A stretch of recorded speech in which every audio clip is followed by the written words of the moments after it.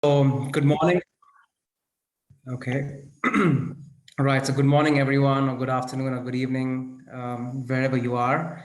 I'm Raj, and today I'll be delivering a little masterclass on building your personal brand. I am incredibly excited today to be amongst you all today, and I want to thank Samantha and the entire SuperPOSITRON team for having me here today. So yeah, let's get started. So quickly, who am I? I'm a second-gen immigrant born and raised in a little country called Oman in the Middle East. For those of you who don't know Oman, it's the world's second cleanest country after Singapore. So yeah, pretty well known. I have lived in 5 world cities so far, so quite blessed. I launched a podcast called Frontier Talk recently, which is the world's first podcast on decentralized identity. And over this presentation, I'll guide you through my journey of sorts to see if it could inspire you guys to create incredible stuff moving forward. And yeah, I see myself as a storyteller and an educator. So, a journey as a creator made quite a lot of sense.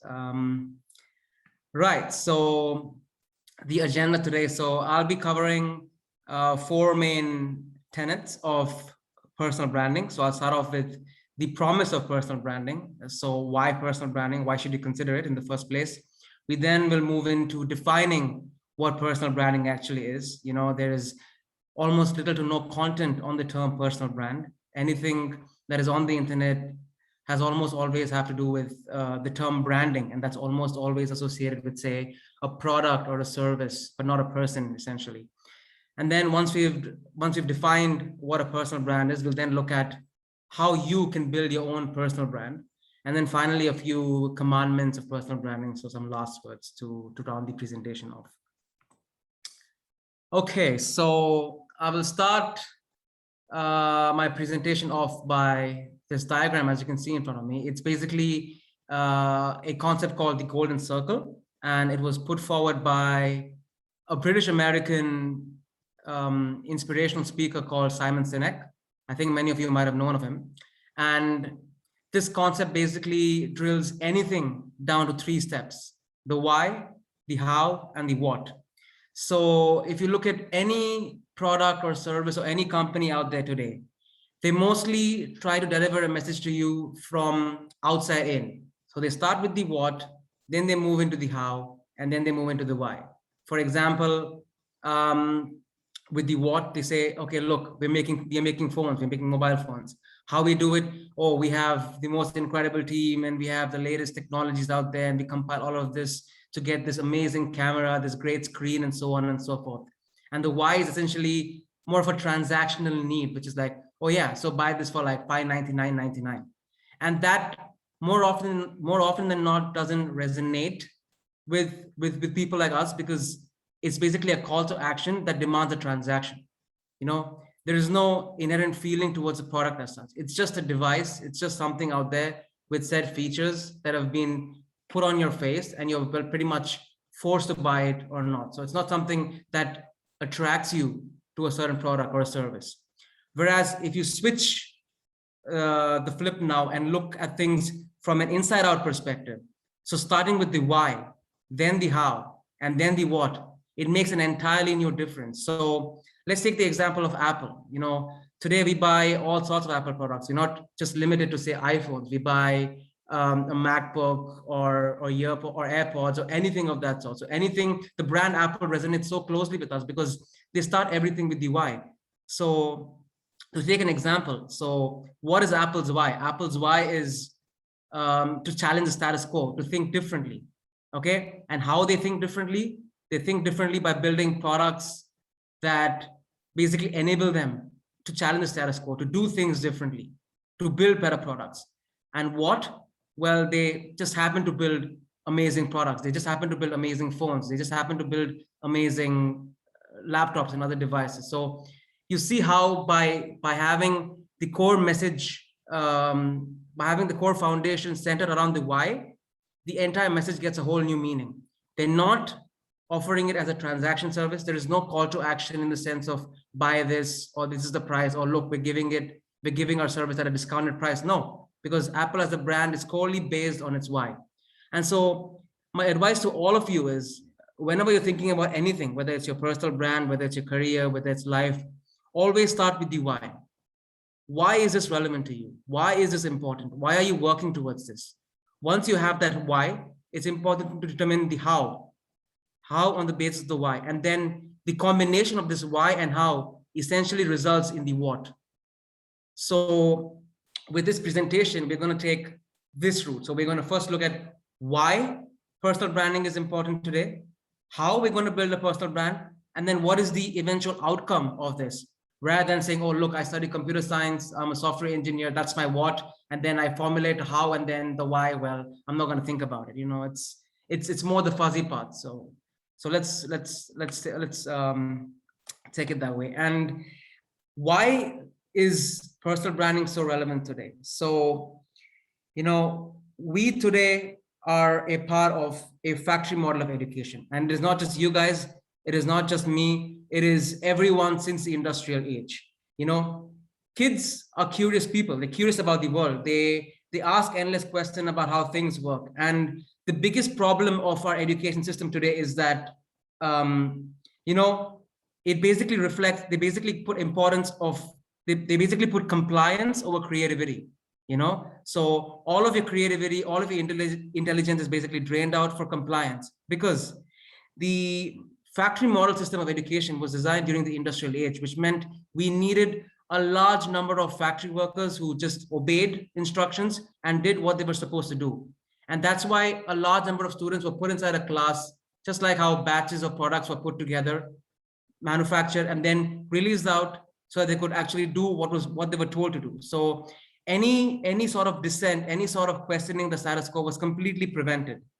And, you know, you guys are at a very delicate stage at this point in time, because I'm sure that all of you all are still curious, but know one thing, that as you get older, society will make sure that they drill out the why out of you. You know, you can be curious now and ask about how things work, but over time, life just happens to be in such a way that you will not be able to ask certain questions, or, you know, there are certain elements such as, you know, you not being confident enough, or you'll think of, or what do my friends think of if I ask such a dumb question, you know, that sense of curiosity completely goes down. And more importantly, the biggest problem of all of this is that, you know, when you're in school, you are supposed to obey and monitor a certain guideline of academic instruction. So you get this grade, you pass. You get a very good grade, you're classified as intelligent. You know, people today often conflate intelligence with grades, and that's an incredibly terrible thing to do. But unfortunately, this is not being told to the world. And what happens is because everyone is indoctrinated in the same way. You have the same content, you have the same academic rituals from school. You all graduate with the same level of knowledge that has been put out to you. So essentially, there is nothing different. There's no difference between you and the person sitting next to you, because you guys have gone through the education system together, being taught the same things, and you essentially are the same entity. So what differentiates you from the rest? And don't think that this improves once you move to university, because again, with university, you might move into a different discipline, like say software engineering or you know, medicine and so on and so forth. But still, you need to conform to a certain set of academic guidelines in order to get a degree. And along with you, you have a certain cohort of students too. And the problem is, when you graduate, you all have a certain, you all have a similar skill set, only differentiated perhaps by your grades, which is not that big of a competitive differentiator moving forward. And why all of this is important is because the internet today is incredibly noisy. You have a lot of people trying multiple things, trying to run behind different markets. And as a result of this, the attention span of individuals is incredibly less. You know, before people used to read books, now we get on a Kindle and just, you know, scroll through a few pages. You know, before it was actually taking photographs with a camera back in the day. Now it's all on Instagram. We go through TikTok and we go through Reels and so on and so forth. So everything is being condensed into short form content, which means the attention span that you're fighting for is limited, and the sample area, the surface area that you're competing with, so the number of people that you're competing with are all similar to you. So where is your competitive advantage? What is your niche? So that's why a personal brand of sorts is basically crucial to determine the key differentiating factor between you. What separates you from the rest? Because if you don't do that, then it's going to be pretty much the norm. So if you look at resumes today, the resumes of software engineers all over the world are just the same. That's why they rely on connections and referrals, and they do all sorts of stuff that is not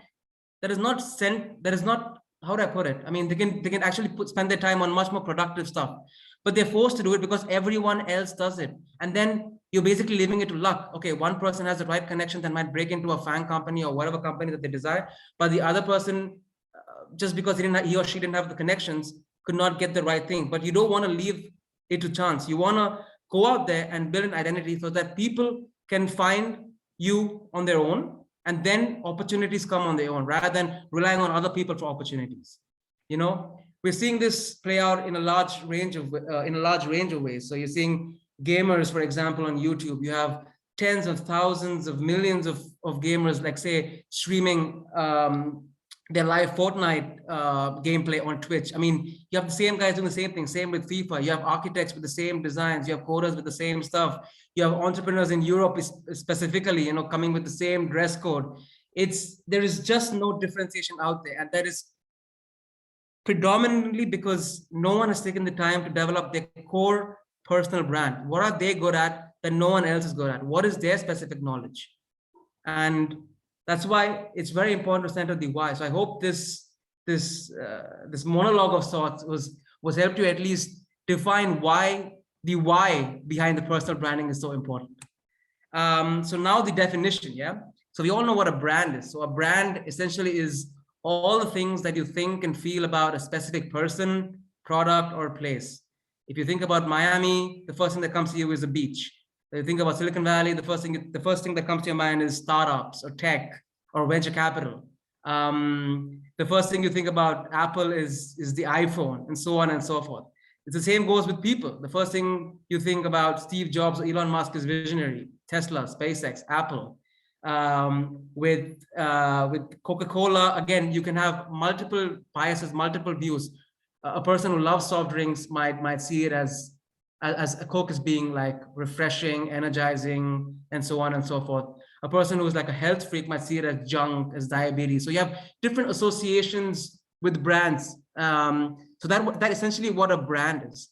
And there's not much thought being put out on what a personal brand is. And to me, a personal brand exactly resembles what a brand is, but it basically is connected to you as an individual. So think about it this way: you're surrounded by all sorts of products.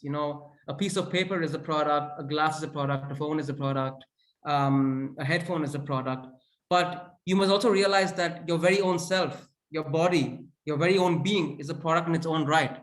So personal branding essentially means productizing yourself. What is the vision for yourself? How are you going to achieve it? What are the KPIs that measure success? So these are ways you think about it. So these are ways that you open your mind. And all of this stuff is unfortunately not taught in schools, is unfortunately not taught at universities, is unfortunately not taught anywhere. There requires a lot of introspection and self-discipline in order to truly realize who you are, to become truly self-aware. And to build a personal brand, a personal brand is basically the intersection of three important things. It is stories, it is structure, and it is society. So stories basically are a series of actions that you take to associate a certain term to yourself. Structure, on the other hand, is the order that you follow, the process that you follow in order to build these stories that eventually anchor a term to yourself. And that term basically becomes your brand. And society is basically the sample size, the people that you're propagating your ideas to. This could be a small sample size like within a classroom, or a large permissionless medium such as the internet, for that matter. So the intersection of that essentially is your personal brand. So let's deep dive into each of these three components now. So let's look at stories. So the first thing you see when you think about stories is, oh, it's my favorite book, say Harry Potter or Game of Thrones or whatever. Oh, it's probably a movie, my favorite movie. It has a story. There is a starting, there is a beginning, there's a beginning, there is a middle phase, and then there's an end. Yeah, there's a happily ever after phase. So that's traditionally what you think the story, think of a story as. But when you understand the definition of a story, which essentially is a series of actions you take to anchor a term to yourself, then you can apply this context of story to anything that you see. A resume, for example, is a story. You try and take actions to build a story such that you convince, in order to convince someone of you being attached to a certain term. So say you're applying for a position at a FANG company. You're gonna tailor your CV in a way such that a recruiter at such a company gets a clear understanding of you as a developer or as a software engineer. Actions need not only be on a piece of paper, actions can also be on the outside. So you know you need to build on your CV. So you're going to take actions on the outside. You're going to take an internship. You're going to speak at conferences of sorts. You're going to take part in hackathons such as this, and then eventually parse those experiences, so to say, on your CV, and then build a story. And the important thing to know is that stories are not static, they're dynamic. So they continue to evolve over time. So you keep taking actions and you keep building your story until you associate a certain brand to yourself. So a resume is an example of a story. Believe it or not, a handshake is now a story. Who would have thought handshakes, you know, the way you greeted people since generations would completely change once, you know, like a random virus just came out and changed everything out of the blue. You know, from the traditional handshake, we now have like elbow pumps. So everything is a story. There's an action that brings about a reaction, and eventually that leads to a term that is anchored on you. Also, the Weeknd's hairstyle can also be a story, for example. You know, like the Weeknd had this incredible hairstyle that he was known for, and all of a sudden in 2016, Starboy comes out, he comes up with a new style, and everyone starts buzzing about this new album, about his look. And so essentially personal branding, an important element of personal branding is that you capture attention by constantly producing all sorts of content. You always stay on the edge, you know, you always think 2 steps ahead and think what's new, how can I build on my story, how can I take an action. In the Weeknd's case, just cutting his hair for that matter, to just engage with his audience. You know, it can be as simple as that. Right. So that was, looking into why personal branding and a few examples of stories that are out there. Let's now look at how you can build your very own personal brand. So this is a little framework that I have. These are a series of exercises that you can follow to build a brand for yourself. So I highly recommend that you guys have a pen and a piece of paper with you right now so that you can just take notes.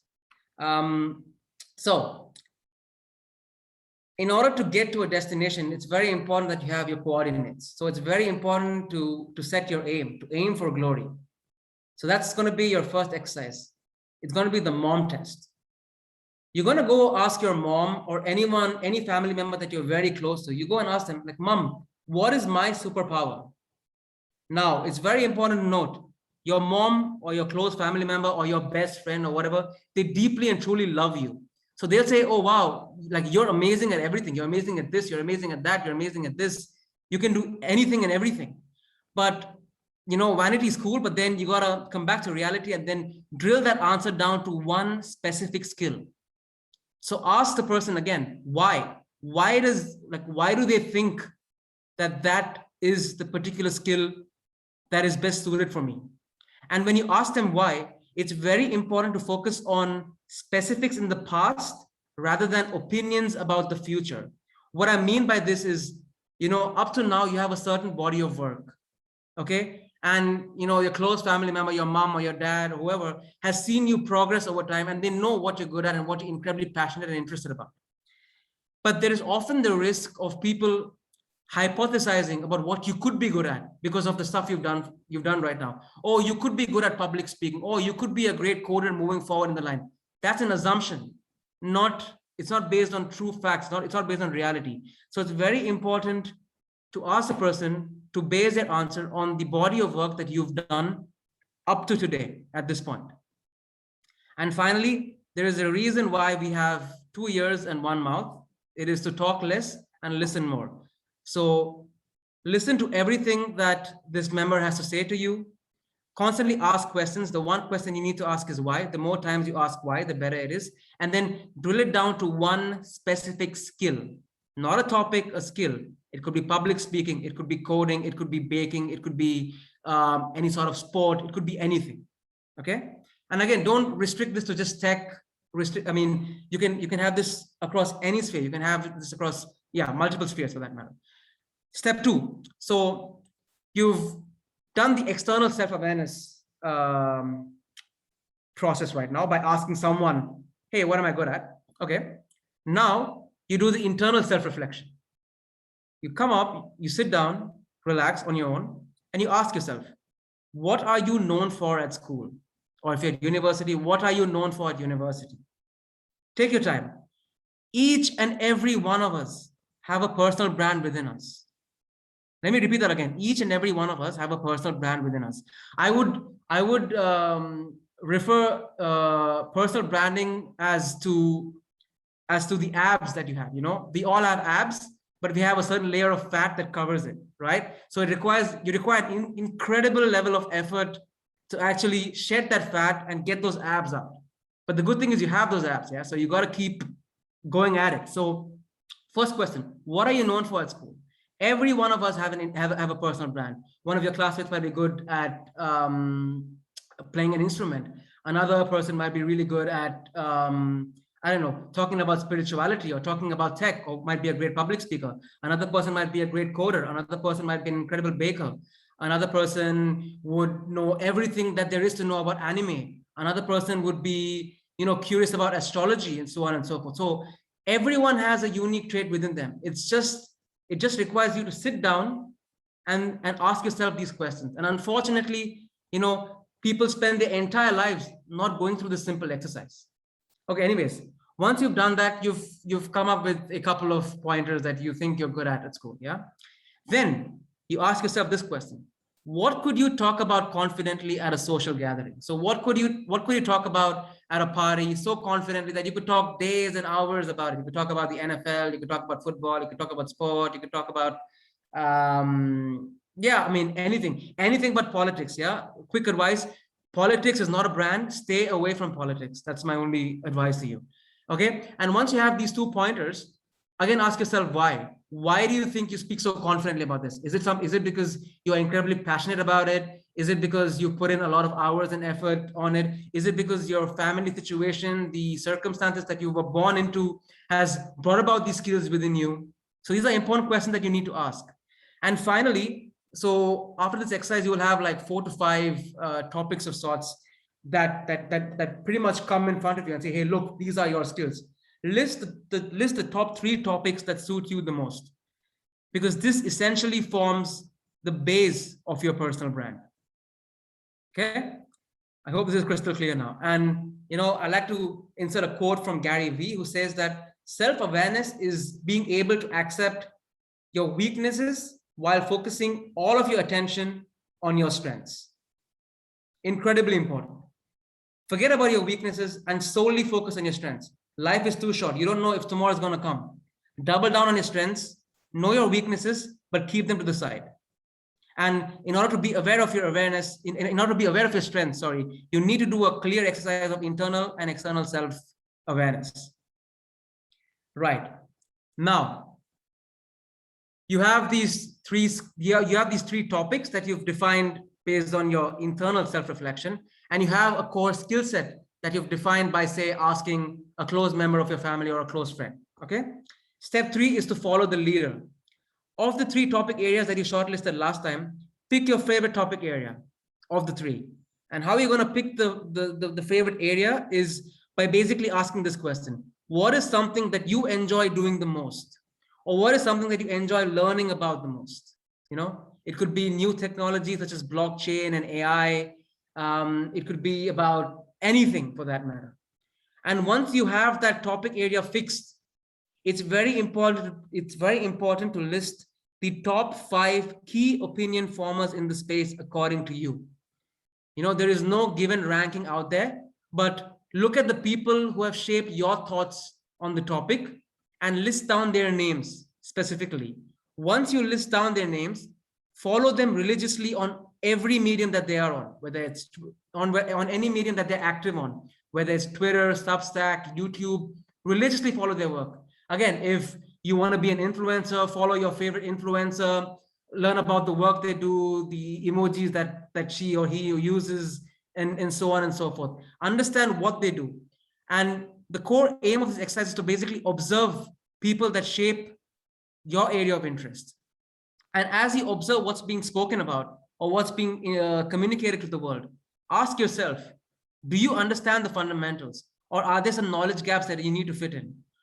Most definitely, you will not know anything once you get into the field, because it more often happens that when you're good at something at school, you think, oh, wow, I'm the best. I know everything. That is normal. That is natural. It's happened to all of us. But then once you fixate on a certain topic and decide, okay, this is my path, and I'm going to deep dive into this. And once you deep dive, that's when you realize that there is so little you know and so much that you don't know. But it's very important to know what you don't know. And a starting feeling of that, like, I mean, a starting reaction to that emotion is like, is a sense of disappointment and isolation and self-doubt, but that is completely normal. It's a part of the process. This is basically you activating your curiosity within. And let me tell you one thing, the key to success in this age, or in any age for that matter, is to master your curiosity, to keep your curiosity intact by always asking why, by always knowing what you're meant to do in this lifetime, and then focus your energy solely onto this. You know, there's a law, energy can neither be created nor be destroyed, but can be transferred from one form to another. You have a finite amount of energy within. It's very important for you to direct your energies to a certain area that you are passionate about in order to make that manifest. And the more energy you devote to that certain area, the more likely it's going to manifest into something incredible, something that you can't even imagine.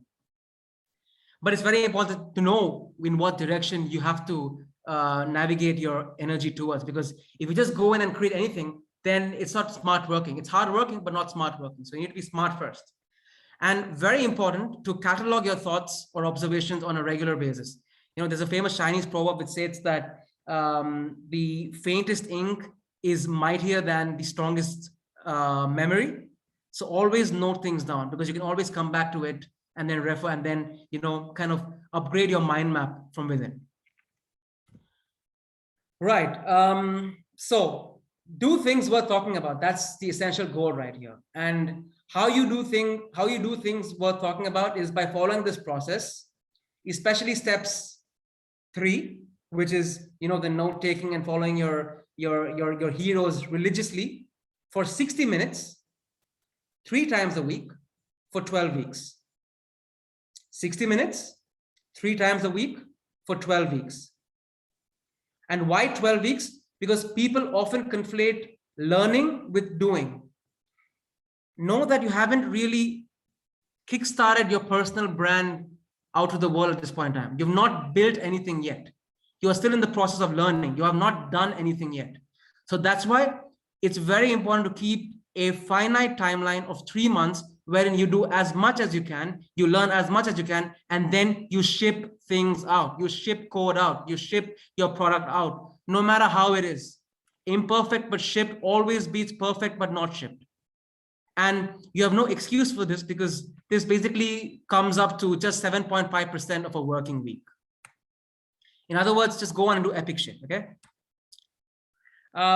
So based on the stuff that we've learned so far, so you've defined a topic via speaking to a close member, and also basically doing your awareness exercise of internal and external self-awareness. You finalize a topic. Once you finalize your topic, you've essentially followed your key opinion formers and are basically taking notes and increasing your circle of competence. And for most people, you know, you might think that essentially is your personal brand. Now, trust me, if you've done this, you're better than 60% of creators or 60% of individuals doing stuff out there. Trust me, no one has gone this far in this process. But we want to do epic shit. We don't want to do ordinary shit, yeah? So there is another crucial element that needs to be added in order to build your own unique personal brand. because it's very important to differentiate yourself. Because in this case, how do you differentiate yourself? Anyone can come up with a topic. Anyone can follow a set of leaders and then take notes and then build something. But where is the you element? Where is your own unique factor? Where is your own differentiating factor? That's where you add the competitive advantage. That's where you completely avoid competition, because now you're still competing with 40% of people, which is still a large amount. You want to be in a green field where there's absolutely no competition, where you're completely relaxed and you're just doing your thing. So this is not yet the definition of a personal brand, or rather the equation of coming to a personal brand is not completed yet. So let's move on. If there is one quote that I would like you all to take from this masterclass or presentation or whatever you call it, is this. It's that competition is for losers. It's no point competing. Attention spans are low. There are a large number of people. Even if you are like the 0.001% of your field, the piece of the pie that is out there is very, very limited. And there is no way you're going to sustain your competitive advantage for long, because there's always someone out there who has more time for you, who is younger than you, who is more hungry than you, and you're eventually going to lose your throne. So don't focus on the throne, don't focus on vanity metrics, and more importantly, avoid competition.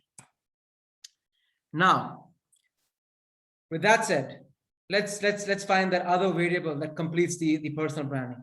How do you differentiate yourself? How do you avoid competition? Let's fill in the blank. And that brings you to exercise number 4, which is to scratch your own itch.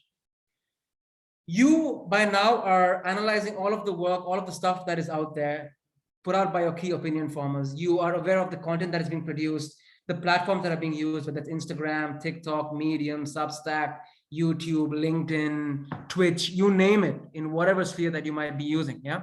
So you have a clear understanding of what's being done. So how can you set yourself apart from a field?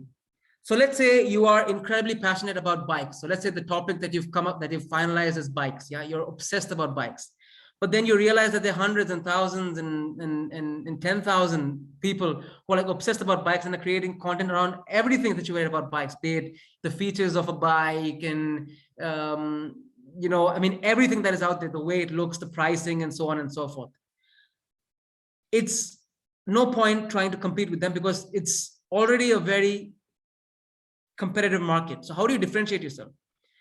You can look around and say, okay, there's a lot of content around bikes, but is there any content within a specific niche within bikes that I could say capitalize on? So in the case of bikes, it could be perhaps the seat of a bike. Is there anyone out there talking about bike seats? Now, that's a very, very small niche. Yeah. But if you're incredibly passionate about it and you're going to go for it, then you are the pioneer in that field. You are number one. There is no competition. And you are building content for yourself. And you never know, the most people who like look through bike content are going to be like, casual bikers or the serious bikers. But the most serious bikers, the more bikers perform, like, focusing on performance and all sorts of other elements. They'll be very, very focused on the comfort element of a seat, the weight of a seat, how is it going to impact their performance. So there you have a very nuanced real fan, a very nuanced true fan for you, whose only state of calling is you. They can only go to you for any information because you're the only one who provides this information. And then as you build your expertise in this circle, the surface area of a fans grows slowly and steadily. It's all through organic marketing. It's all through growth, So this is how you capture elements. But it's very important that you should be passionate about, say, the niche element within an area that you're focusing on. You shouldn't focus on a niche just because it is a niche, because it's very important to be passionate about something in order to continue your, in order to continue at it, in order to be motivated enough to do at it, because, putting your first stuff out is going to be extremely demotivating. You're not going to get any views. You're not going to get any likes. It's going to be a long time, but you should be so passionate about that thing that you don't really care about vanity metrics and you're just doing it for yourself. And if that information could benefit anyone else, then amazing. So in short, don't make something for an imaginary audience beyond your circle of competence. Instead, do this. Ask yourself, can I make something that I want but doesn't exist? Can I make something that I want but doesn't exist? Because if you can get excited about what you do, you can get others excited about it too. And more importantly, you are your own audience for your content, which means you know what your audience is, you know what the requirements of your audience are. And then it makes it very, very easy to create a niche for yourself and therefore establish a personal brand that completely differentiates itself from the rest of the world. So let me look at my next slide. Okay. Yeah, again, back. So let's do a case study right now, right? I spoke at this, I mentioned at the start of my presentation that I launched this podcast called Frontier Talk, which is the world's first podcast on decentralized identity. You always come up with a tagline whenever you create something new, even if you're the only one watching it or viewing it, you essentially are the world's first or the world's fastest or whatever. You are a pioneer in that field because you're the only one doing it. So be proud about that. No one can take that away from you. So let me tell you about the story about how Frontier Talk, the podcast, came about. So similar process. I asked my mom, what's my superpower? I asked my mentor, what's my superpower? They came up with the single answer, very simple. Raj, you're an incredible storyteller. Okay, so storytelling is my skill. Out of the way. Next, I need internal self-reflection. What interests me the most? What am I really good at? What is something that I really passionately love? And I have more choices to choose from, not because I'm smarter than you, but because I've lived longer than you, which means I have more experiences that have shaped my life. I've worked at more places. I've studied a lot more than you. So, I have three basic choices to choose from. So I spent 6 years studying aeronautics. I spent a year and a half working in venture capital, and I spent 2 years along the side working purely on blockchain, in the blockchain space, so purely on tech, on the blockchain element. And of the three elements, so I have basically three topic areas I could choose from, and I finalized on blockchain. And then I again listed the key opinion formers and I did my research. And then I realized, oh my God, I don't know anything about this. I came to that realization. But then again, I made myself comfortable with that notion and then continued to work on it. And then as I reviewed the content, I quickly realized that 99.99% of the content on blockchain is centered around the price of cryptocurrency. So everyone out there is talking about the price of cryptocurrency. Is it going to go up? Is it going to go down? Should you invest in this? Should you invest in that? So there is no way in hell I can go out and create another YouTube channel that focuses on the price of cryptocurrencies. I would be wrecked. Understand? It's no point. The competition is incredibly high and you're basically competing for a very, very, very small piece of the pie. Very, very little attention span. So what can I do different in this field? And then I was blessed in a sense because, recently, 6 months ago, I moved to an analyst company called Curation that specializes in identity, centralized forms of identity. And that was where I was exposed to this concept called decentralized identity. So what is decentralized identity? It was a term that was coined in 2018. Identity today is very centralized. All of your identities are basically stored, they're basically in the hands of Google or Facebook. It's all stored in data silos. And because of that, there are a lot of risks at play. They can use your data for nefarious purposes. There could be data leaks, all sorts of data scandals, and so on and so forth. Your data going into the hands of advertisers and then you being recommended all sorts of nonsensical stuff. It's terrible for privacy. And decentralized identity basically was an antidote to centralized forms of identity.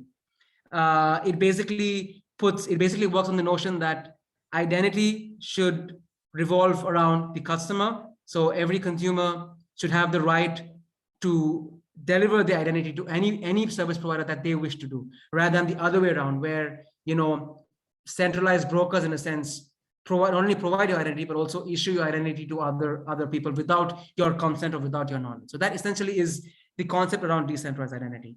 And I found that this was a very interesting concept. And then I started looking at all sorts of stuff. I found that there's not much information on the topic. Any information was highly technical, in a very siloed environment in Silicon Valley, only papers at conferences along the lines, not much content spoken about. Stuff was quite difficult to understand. And I'm a curious guy, so I wanted to know more about this. And because the information was not on the internet, I just went on and sent out a question to an expert in the field. And she was kind enough to come back with an answer immediately. And I was very happy because my question was answered. But then I realized that I have so many other questions. And, the communication that I've had with this other party is limited to the two of us.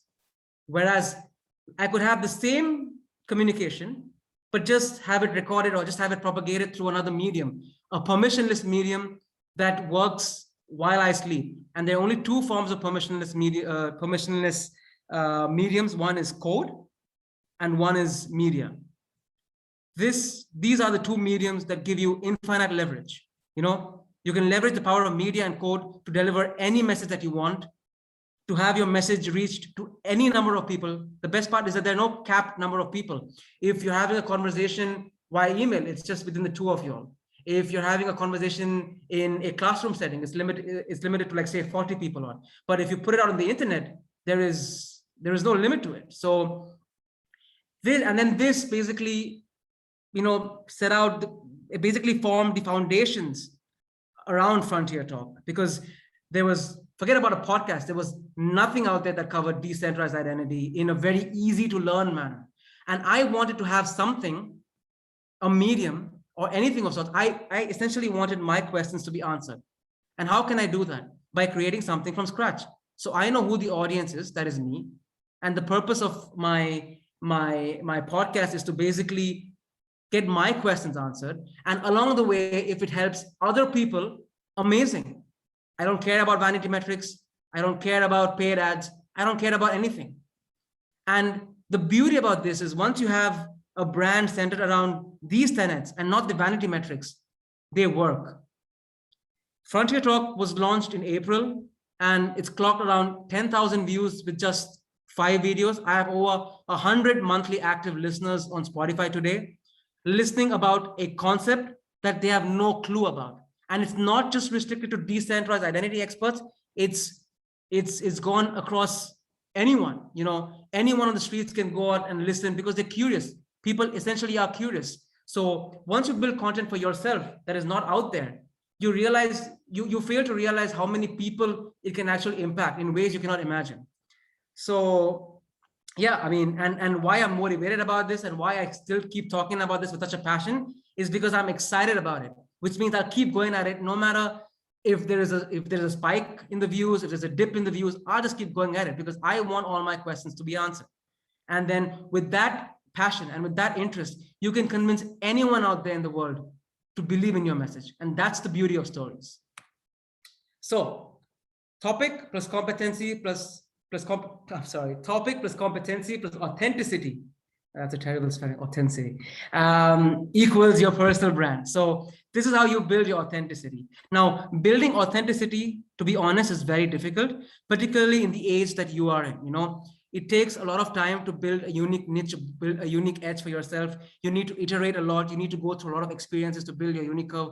Unless you're a creator of sorts who creates your own music, your own poetry, that's when you build authenticity. But it's perfectly fine to work on the topic plus competency part, to start off, and then slowly build on the authenticity element. Because as you know, stories are dynamic, brands are dynamic. They keep changing. You keep taking actions to evolve your brand. So just get started. You are going to find your way eventually. Okay, so now let's quickly run through the types of content that are available out there. So there are two types. One is curation and one is creation. So a simple definition of curation from Google is, well, let's take the last definition, which is the selection, organization, and presentation of online content, merchandise, information, etc., typically using professional or personal knowledge. So what you're doing here in curation is you're basically scouring through the internet, scouring through your key opinion formers to understand what's being talked about. There are all sorts of information scattered all across the internet. And as a curator, what you can do is you can assimilate all of these pieces of information and add your own spin to it. You're not creating anything. You're curating parts of the internet into one specific domain that lies under your name.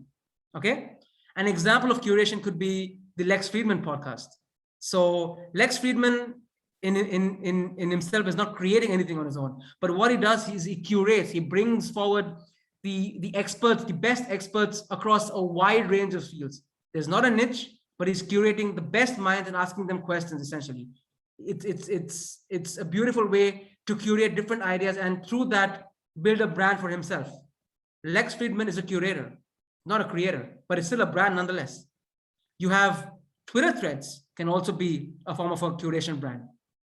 You have this example here where this guy, Brian Feroldi, is talking about income statements. Now, income statements were created eons ago, but Brian Feroldi has the unique ability to basically understand all of that information, break it down into very simple parts such that anyone on the streets can understand what an income statement actually means. Okay. Another example would be to map a certain sphere. Let's say you're passionate about virtual reality or artificial intelligence or startups. Go out there and create a map of a city, of a certain segment or whatever. This doesn't require creation. You're just basically doing your research and you're compiling everything and you're putting it under your name. And people need this information. If anyone's looking for information around, oh, what are the blockchain startups that are based in Berlin? You're the only one who has this information and you built a brand and then you keep building on it. So curation is an incredibly easy means to start off your personal branding journey. And I highly recommend all of y'all to start with curation. This is unless you are, your core focus is on arts, which is if you are an original songwriter, if you're a singer, if you are a unique dancer, then you ought to be a creator. But if not, and if you're just starting on your journey and then looking to build authenticity later on, I highly recommend you get on the curation path. There is a lot of information covered through the internet. Pick your focus area, get a niche understanding of all sorts of information, assimilate them in a certain point, that is your blog or your newsletter or your podcast or your YouTube channel. Again, your brand is not limited to the medium. You can use any medium. It's solely focused on your content. You can drill it down in any way, shape, and form, whether it's text only, such as Twitter, or whether it's via podcast, so just listening Spotify, or it's via YouTube for that matter, or TikTok, or Instagram Reels, or having live interviews, whatever. Just go out and do stuff.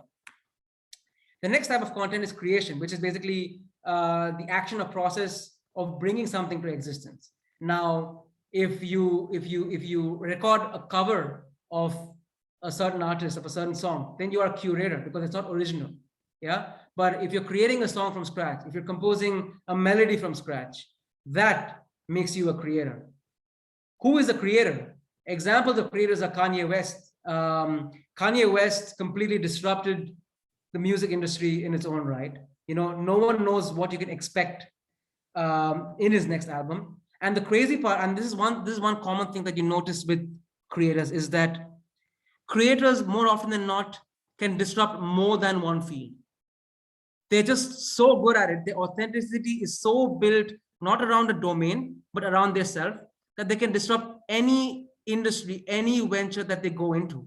So in the case of Kanye, he moved into fashion industry. The Yeezys were a massive success, and he's built a name out there. Same with Elon Musk. Started off with PayPal, then moved into Tesla, completely moved, is shaping the transition towards e-mobility, and then is now focusing on revolutionizing space travel, space tourism, changing the way how rockets are built, bringing the cost down of rockets by a factor of 1. It's incredible what these guys can do. The same with Walt Disney. Walt Disney had the unique ability to suspend reality. So what he could do is he could basically bring you into his own virtual reality while you're being in your own reality. And that is crazy. And that was not only through his characters or cartoons that he created, but also through his theme parks. When you go to a Disney park, you're just blown away. You're just lost in that journey. So like I said, creators, it takes a lot of iteration. It takes a lot of time and effort. It is not something that comes easily. But, the end goal ideally should be to move towards being a creator or just building on your authenticity part. And as you build your authenticity, you will realize that you're slowly moving towards being a creator. And finally, so these are the examples of content that you can create. So most likely, I would say, tend to move towards the curation side of things because it's easy to get started with. If you create original stuff, original content, then move towards the creator part of things. Now it's very important to write your story. So very important to define a clear purpose for your story, which is what are you trying to achieve with the content that you're trying to put out, with the brand that you're trying to build. In the case of the Frontier Talk podcast, it was very simple. My purpose was to basically answer my own questions on decentralized identity. So as long as I'm focused on that purpose, I continue building content. Define the audience. Now, here's a very interesting take. If you move towards curation, which is the easy path, which is the simple path, which is the right path, to be honest, defining your audience becomes difficult because doing so is easier than just being a creator. You need to have a clear understanding of the audience you want to build your content towards. So understand what are the needs of your audience. What do they like? What do they dislike? What are they missing today? What can I bring in today? What are my skill sets that I have that I can use to actually fill in knowledge gaps within my audience? So this takes time. And I highly recommend you focus on this during that 3-month iteration phase that you have before shipping something, for that matter. Then it's very important to determine what does success look like in the story. And here's the crazy part, anyone, when it comes to brands, they almost always associate success with vanity metrics. It's with anything, with careers. Oh, did you break into a fan company? Oh, how much are you earning? Oh, what do you call, how many views are you getting? How many likes are you getting on Instagram? How many people viewed your profile? And what are the opportunities that have come about your way? These are metrics that are going to be terrible for your mental health, because there is no way you can sustain it. Life is all about ups and downs. So, you're going to offset those highs with some incredible lows, and you don't want to be a part of that. So that's why I highly recommend you to stay away from vanity metrics and purely focus on an existential need that your story is providing. You can have a metric in the sense of how many people has my work impacted? How many people have got back to me with questions? How many people have come back with comments or feedback? This is how you define success of your story. And again, the success metric is dynamic. It is not static. It keeps evolving as you grow and as you progress. But it's very important to know that you have to be wedded to your plan for a minimum of 3 years, not 3 months, 3 years. Be consistent. Know that it's going to be a long process for you to make it big. But if you keep putting in the hours, if you keep directing your energy towards the direction that you're focused on, it is going to manifest into something incredible. If not, I would not say if not, because it will manifest. But even if that is not the case, by the time you end this journey of sorts, it's a never-ending journey, but by the time you just call it quits, if you happen to do so, you would have realized the amount of knowledge and learning that you've had is incredible. And then when you compare yourself with your peer or with the person next to you, you'll just smile, because you just eons away from anyone else. You actually built your personal brand from within.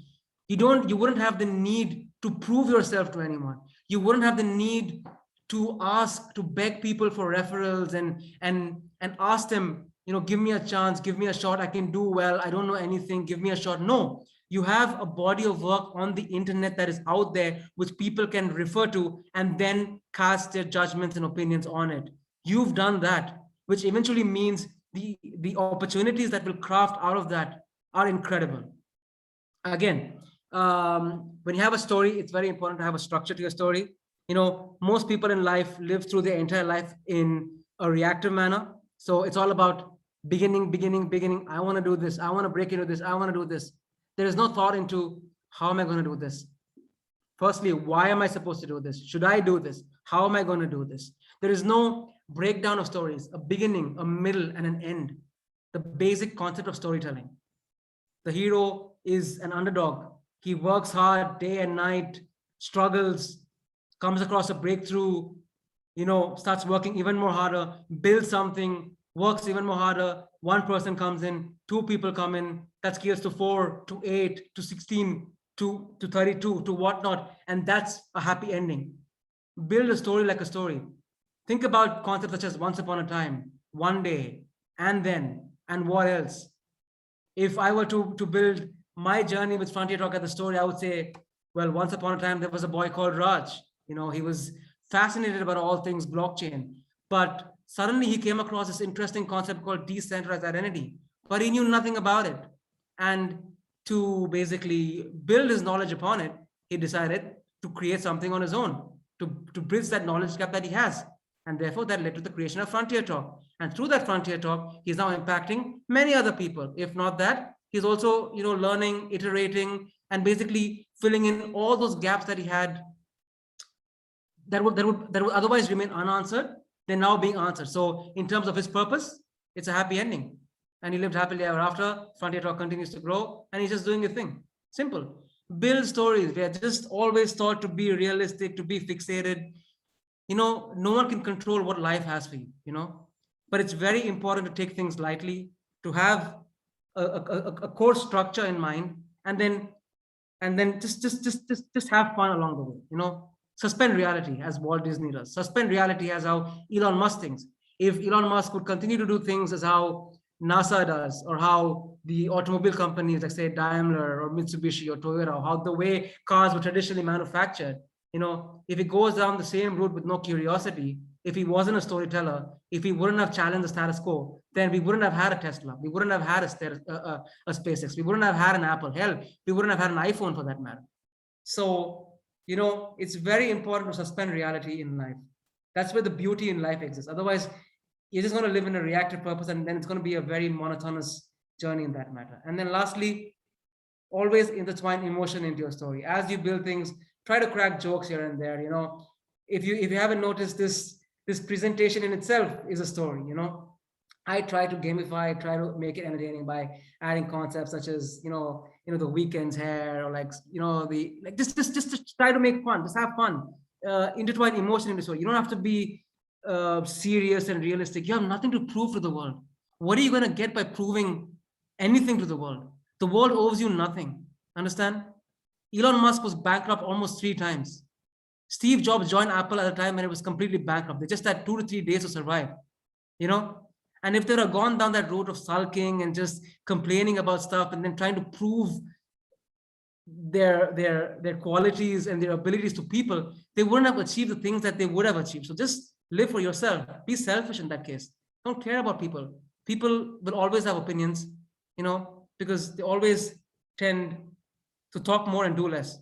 I always side with optimists because they tend to do more rather than pessimists. Pessimists always criticize. They always, find the negatives, the flaws in everything.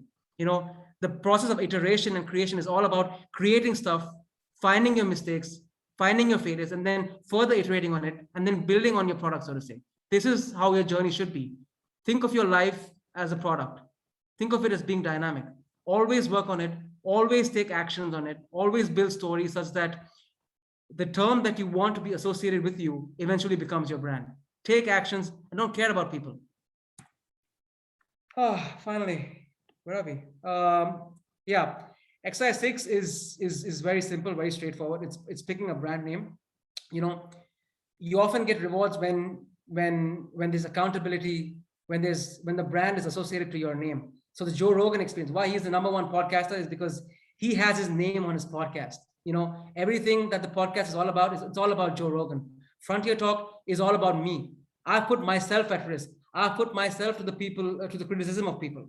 I've put myself to people judging me, to people opining me. But hey, if anything comes about it, if the successes that come about it, that is going to be for me, because these are asymmetric outcomes that I'm working towards by putting my name on the line, by taking risks. And then Andrew Schultz, Flagrant 2, he just adds his name to a podcast that he thinks his essential brand. So picking a brand name is fairly straightforward. You have a wide range of name generators that are out there, so play around with it. Use a topic that you have. Why Frontier Talk is because we're talking about things at the edge. So Frontier, the talk is essentially because I didn't want to name it as a podcast. It's a very common notion, so I just call it as a talk because it's an interview style conversation. So a talk made a lot of sense. That's my idea behind all of that. And then finally, pick a platform. It's very important to be consistent on your platform. So don't produce content on Instagram one day and then on TikTok the other day and then again go back to Instagram. Be consistent on the platform that you choose. So Twitter is the platform, Instagram Reels, Instagram Live. TikTok is a large, massive platform that you can use to leverage their audience and scale.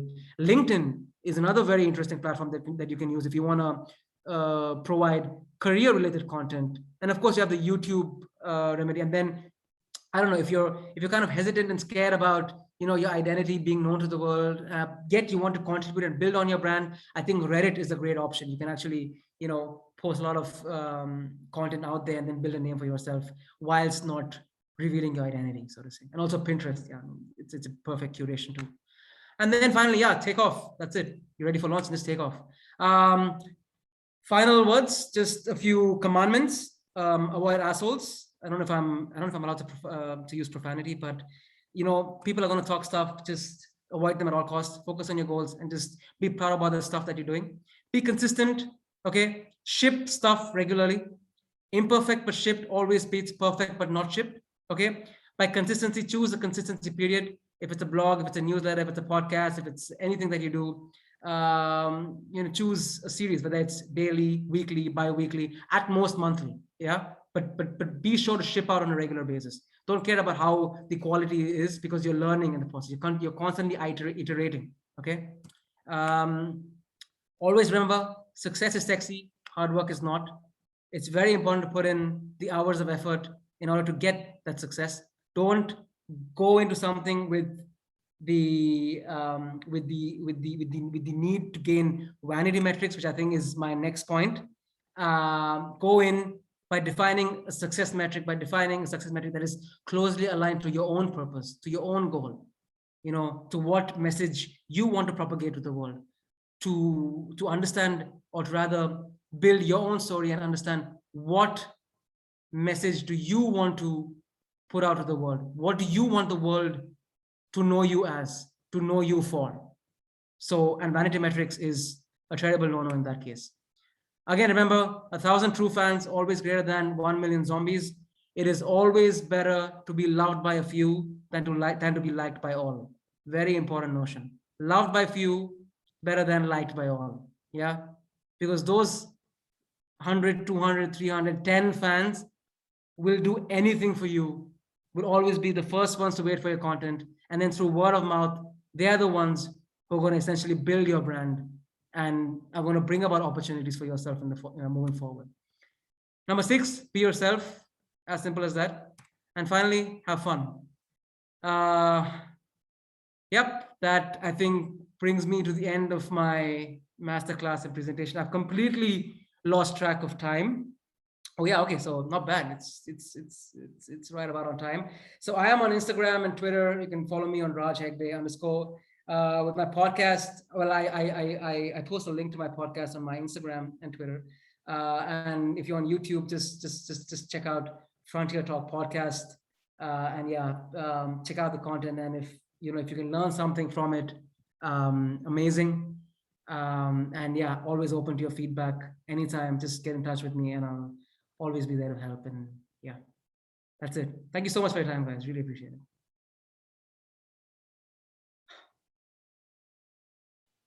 All right. Thank you guys so much for coming to our Build Your Personal Brand workshop with Raj. Hope you guys enjoyed that. And our next activity will be at 1 p.m. with making mug cakes.